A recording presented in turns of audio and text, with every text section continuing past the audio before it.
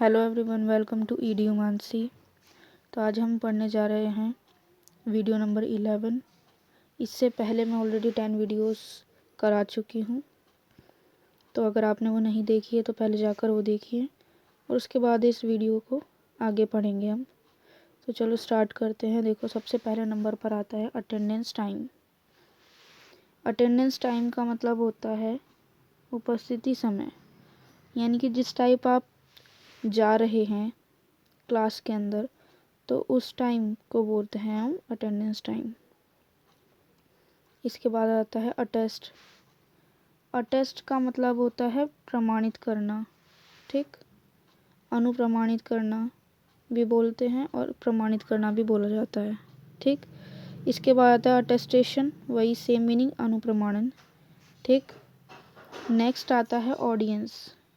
Audience बोलते हैं श्रोतागण को, ठीक है, या कोई दर्शक होते हैं, दर्शकों को भी बोलते हैं।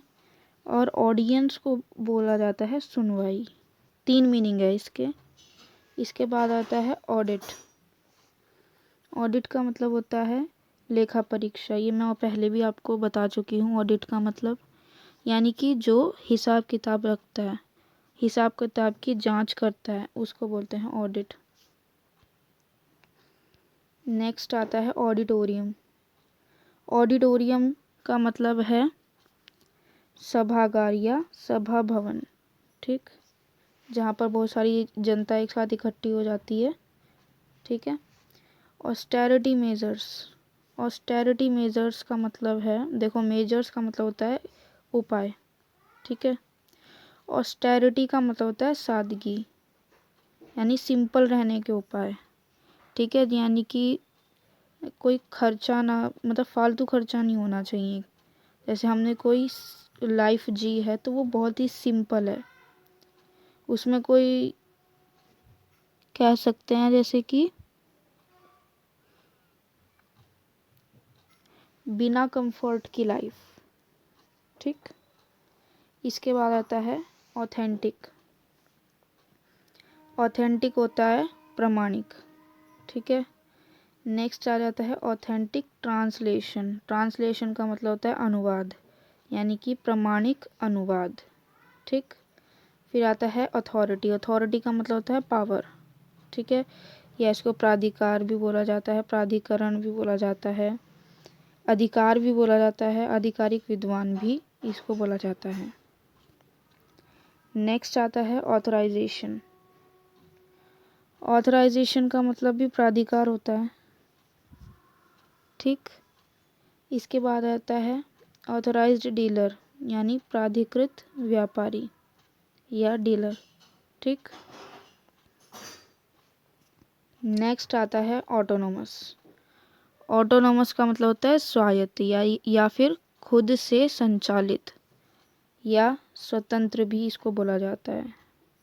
इसके बाद आता है ऑटोनोमस बॉडी, यानी कि स्वायत्त निकाय, जो स्वतंत्र बॉडी है, ठीक है। इसके बाद नेक्स्ट आता है अवेल। अवेल का मतलब होता है कोई भी चीज़ उपलब्ध होना या उसका लाभ उठाना, उपयोगी होना, ठीक है। अवेलेबिलिटी का मतलब होता है उपलब्धता। अवेलेबल मतलब उपलब्ध। अवार्ड। अवार्ड का मतलब होता है पंचाट या अधिनिर्णय, या इसको अवार्ड को हम पुरस्कार भी बोलते हैं। अवार्ड को हम कहते हैं प्रदान करना। और एक अवार्ड का मतलब जो आपका न्यायाधीश द्वारा इस्तेमाल किया जाता है, उसका मतलब होता है दंड देना, ठीक है। इसके बाद आता है अवेयरनेस। अवेयरनेस का मतलब होता है जागरूकता। नेक्स्ट, अब यहाँ पर ए वाले सारे एंड हो गए हैं, ठीक है। अब बी वाले स्टार्ट होंगे। देखो, बी वाले का मतलब क्या है। पहले नंबर पर आता है बैकग्राउंड। बैकग्राउंड का मतलब होता है पृष्ठभूमि या पूर्व पीठिका भी बोला जाता है, या फिर बैकग्राउंड को बोला जाता है पीछे की जगह को भी बैकग्राउंड बोलते हैं, ठीक है। इसके अलावा परिस्थिति को भी बैकग्राउंड बोलते हैं, ठीक। बैकग्राउंड नोट, आधार भी बोलते हैं बैकग्राउंड को। तो उसी हिसाब से बैकग्राउंड नोट का मतलब हो गया आधारभूत टिप्पणी। ठीक, इसके बाद आता है बैगेज। बैगेज का मतलब होता है सामान। ठीक है, यात्रियों के सामान को बैगेज बोला जाता है। नेक्स्ट आता है बैन। बैन का मतलब है रोक या प्रतिबंध। ठीक, बैनर। बैनर का मतलब होता है झंडा। झंडा भी बोल देते हैं और ध्वज भी बोल देते हैं बैनर को। और एक होता है प्रदर्शन पट। मतलब जब प्रदर्शनकारी जो होते हैं वो एक बैनर के थ्रू अपना प्रचार करते हैं तो उसे भी बैनर बोलते हैं। ठीक है, इसके बाद आता है बैंकेट। बैंकेट को बोलते हैं महाभोज। ठीक है, या भोज।